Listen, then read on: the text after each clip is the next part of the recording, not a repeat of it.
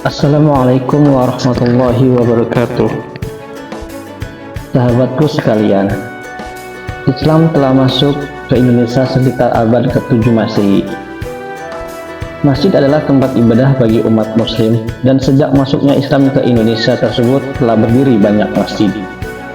Di Indonesia, terdapat beberapa masjid tertua yang telah didirikan ratusan tahun lalu. Mari kita bahas bersama dalam video kali ini. Masjid tertua yang ada di Indonesia yang pertama adalah 1. Masjid Wapawe. Salah satu masjid tertua di Indonesia adalah Masjid Wapawe. Bangunan ini berdiri pada tahun 1414 dan berada di kawasan Maluku Tengah. Di samping itu, masjid ini juga menjadi saksi penyebaran agama Islam di wilayah Maluku. Semula masjid tersebut berada di lereng Gunung Wawane, kemudian dipindahkan ke Kampung Tahala tahun 1614. Menariknya, bangunan masjid ini dibuat dari kayu dan tidak menggunakan paku. Hal lainnya yang bernilai sejarah dari masjid tersebut yakni tersimpan dengan baiknya mushaf Al-Quran yang konon termasuk tertua di Indonesia. Yang tertua adalah mushaf Imam Muhammad Ari Kulapesi yang selesai ditulis tangan pada tahun 1550 dan tanpa iluminasi atau hiasan pinggir. Sedangkan mushaf lainnya adalah mushaf Nur Cahya yang selesai ditulis pada tahun 1590 dan juga tanpa iluminasi serta ditulis tangan pada kertas produk Eropa. Yang kedua, Masjid Saka Tunggal. Masjid tertua di Indonesia berikutnya adalah Masjid Saka Tunggal atau Masjid Baitussalam yang berada di kawasan Desa Cikakak, Kecamatan Wangon, Banyumas, Jawa Tengah, atau sekitar 30 km arah barat daya Purwokerto. Masjid ini dipercaya merupakan masjid tertua yang ada di Indonesia. Bahkan masjid ini ada sebelum adanya Wali Songo. Masjid ini dibangun pada tahun 1288 Masehi atau 687 Hijriah, seperti yang tertulis pada Soko Guru atau tiang utama masjid ini. Tahun pembuatan masjid ini lebih jelas tertulis pada kitab-kitab yang ditinggalkan pendiri masjid ini, yaitu Kiai Mustolih. Namun, kitab-kitab tersebut telah hilang bertahun-tahun yang lalu. Masjid Saka Tunggal didirikan oleh Kiai Mustolih yang cukup lama tinggal di desa Cikakak untuk berdakwah. Masyarakat Cikakak saat itu masih banyak yang melakukan perbuatan yang menyimpang dari ajaran agama Islam. Kiai Mustolih berpikir diperlukan adanya masjid sebagai pusat dalam menyebarkan dakwah. Dengan alasan tersebut, sebuah masjid pun dibangun. Masjid tersebut dikenal nama Masjid Saka Tunggal Baitussalam. Masjid ini digunakan sebagai pusat dakwah Kiai Mustolih. Masjid ini disebut Saka Tunggal karena tiang penyangga bangunan masjid ini dulunya hanya satu tiang atau tunggal. Tradisi unik yang ada di Masjid Saka Tunggal ini antara lain adalah zikir seperti melantunkan Kidung Jawa. Keunikan ini cukup terasa pada hari Jumat atau selama menunggu waktu sholat Jumat dan setelah sholat Jumat. Jamaah Masjid Saka Tunggal berzikir dan bersalawat dengan nada seperti melantunkan Kidung Jawa dengan bahasa campuran Arab dan Jawa.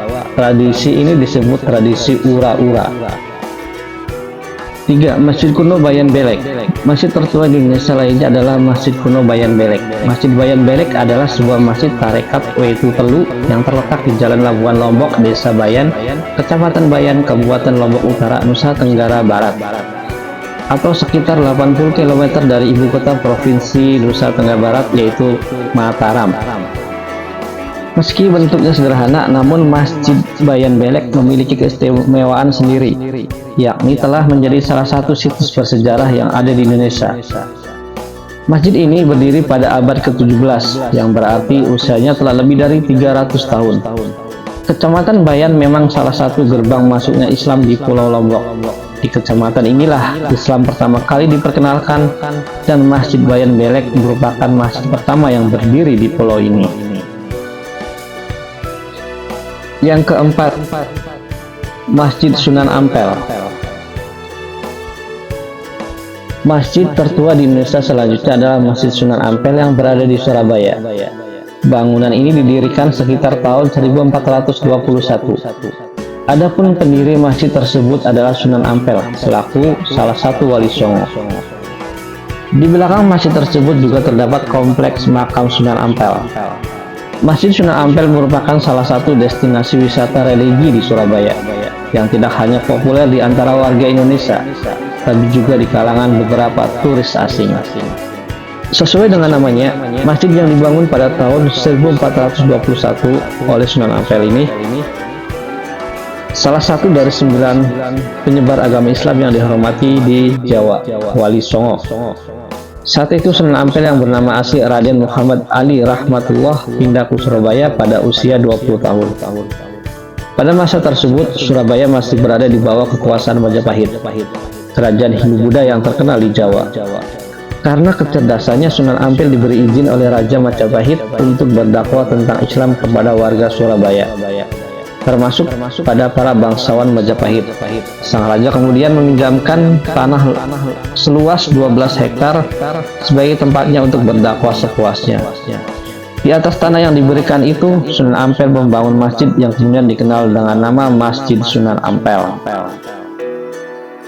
Dan yang terakhir yaitu yang kelima, Masjid Agung Sang Cipta Rasa. Masjid tertua di Indonesia yang terakhir adalah Masjid Agung Sang Cipta Rasa yang berada di Cirebon. Bangunan ini didirikan di masa kepemimpinan Sunan Gunung Jati atau sekitar tahun 1498. Di samping itu, Sunan Kalijaga juga turut berperan dalam pembangunan masjid ini. Masjid Agung Sang Cipta Rasa merupakan salah satu peninggalan Kerajaan Cirebon yang ada di salah satu keraton di Cirebon. Bangunan ini juga dikenal dengan nama Masjid Agung Cirebon atau Masjid Sunan Gunung Jati. Karena Masjid Agung Sang Cipta Rasa dibangun pada masa pemerintahan Sunan Gunung Jati. Masjid ini juga dikenal masyarakat setempat dengan sebutan Masjid Pakungwati karena lokasinya berada di kompleks Keraton Pakungwati, cikal bakal Keraton Kasepuhan Cirebon. Masjid Agung Sang Cipta Rasa ini juga disebut-sebut sebagai masjid tertua di Cirebon. Diberi nama Sang Cipta Rasa karena masjid ini dibangun sebagai wujud dari rasa kepercayaan. Lebih istimewa lagi, Masjid Agung Sang Cipta Rasa dibangun hanya dalam waktu semalam oleh Wali Songo bergotong royong bersama masyarakat. Sahabatku, semoga penjelasan ini bermanfaat bagi kita semua dan semoga kita semakin luas pengetahuan tentang Islam. Jangan lupa untuk like, comment, share, dan subscribe channel ini. Wassalamualaikum warahmatullahi wabarakatuh.